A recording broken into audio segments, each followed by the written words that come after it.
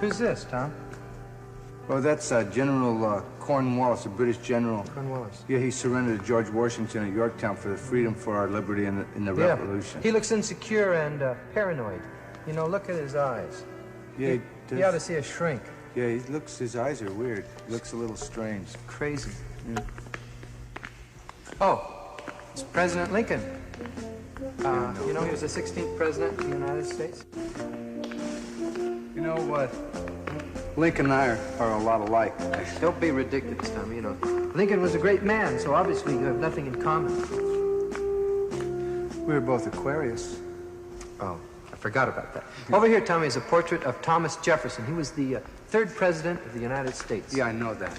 Jefferson was an architect and a scholar, an inventor, scientist, statesman, politician, diplomat, farmer, musician, author, mathematician, lawyer, philosopher, and invented the swivel chair.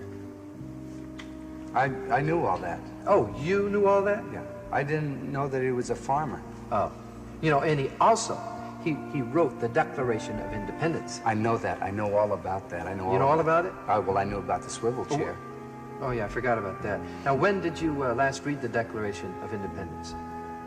I read it. I said, when did you last read the Declaration? Not if you did. When? When?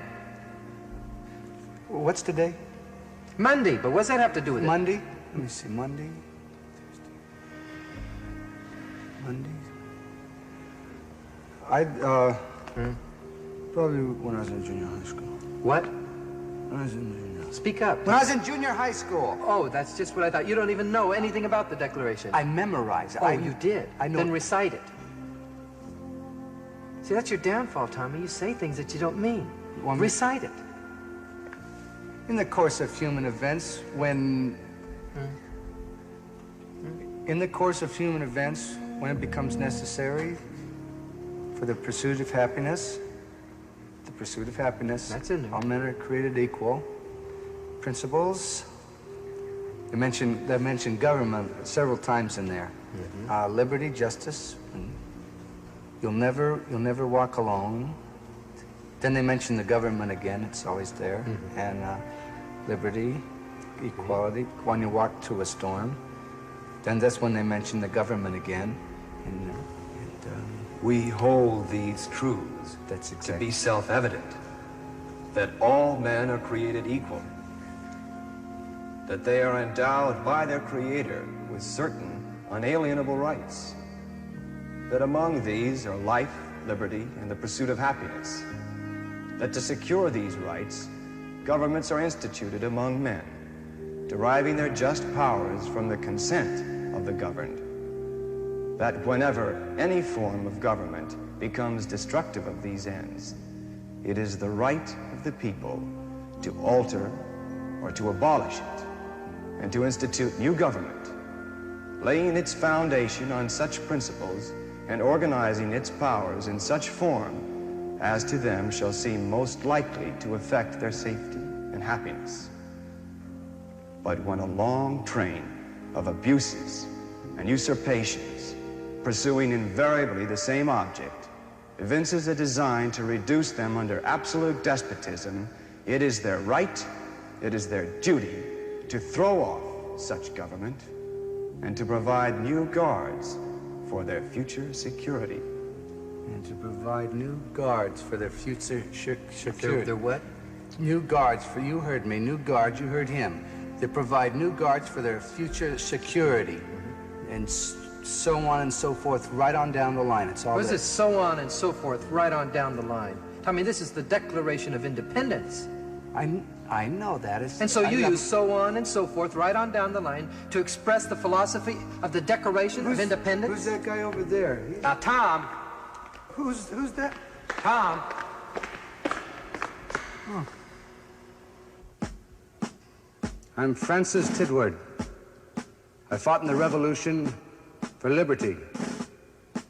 I coined the near famous phrase, "Give me liberty or shoot me," and so forth and so on, right on down the line.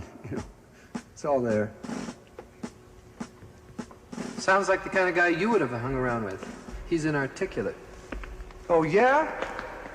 Yeah, Tommy, that's what's the matter with you. You're a troublemaker. You're always complaining, you get involved with social issues, and you go into demonstrations all the time. Well, that's... What else? Grievances cannot be redressed unless they are known, and they cannot be known but through complaints and petitions. And if these are deemed affronts, and the messengers punished as offenders, who will henceforth send petitions, and who will sign them? It is thought a very dangerous thing for any state to stop up the vent of griefs. Wise governments have, therefore, generally received petitions with some indulgence, even when but slightly founded. But where complaining is a crime, hope becomes despair. God grant that not only the love of liberty, but a thorough knowledge of the rights of man may pervade all nations of this earth, so that a philosopher may put his foot anywhere on its surface and say, this is my country. Well, Tom, is there anything else you'd like to add? Like maybe some so-ons and so forth right on down the line? Or maybe let's run it up at the flagpole. That's right, we'll run it up the flagpole.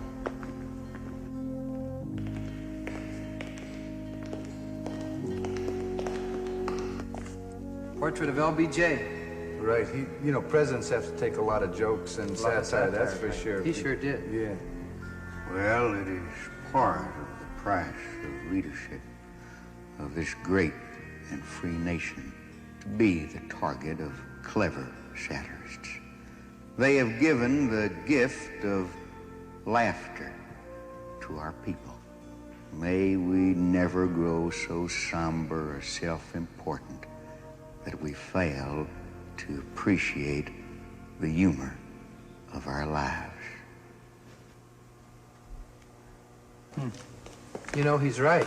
Yeah, and he took a lot of abuse and maintained dignity. I think some people don't have humor in their lives. Yeah, it's really true. Well, it's an easy thing to do, Tom, to lose perspective. Sometimes you get too close, but... You gotta have a sense of humor. Some people don't have it. I don't know what it is. I always laugh a lot.